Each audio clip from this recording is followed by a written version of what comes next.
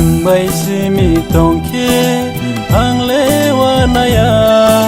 nang bai simi himke ang le kiriya nang bai simi tongke ang lewanaya nang bai simi himke ang le kiriya nang bai tongke ang le tong thogo nang bai himke ale khasango nang bai simi tongke ang lewanaya nang bai simi himke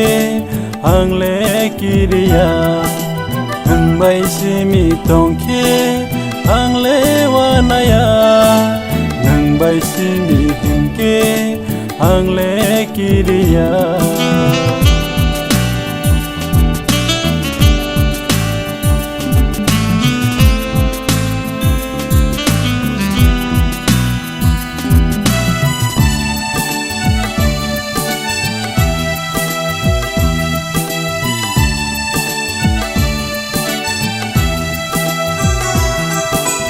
Halbai horbaya thang na him na nango aham hamyang belai wanao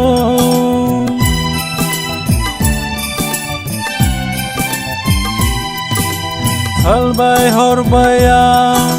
thang na him na nango sapung hopungan belai wanao Samung berpuju sang le tanane Kristo ni mungbai Samung berpuju sang le punung nai subrai ni mungbai Onang bai tongke ale wanaya Onang bai himke ale kiya Onang bai tongke ale wanaya Onang bai himke kiriya nang bai simi tongke ang lewanaya nang bai simi himke ang le kiriya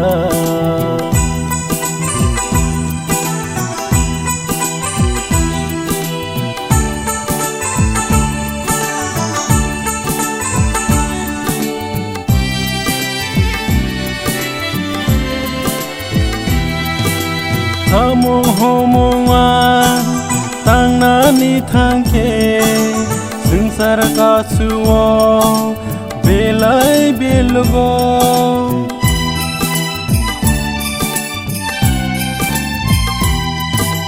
Samung homungan tang nani hinke sengsal bopayo sengsar anjugo Puju kurake seng le tanani subrai ni mungbai Puju kurake seng le hinani subrai ni mungbai Nang bai tongke ale tong thogo Nang bai himke ale khasango Nang bai tongke ale tong thogo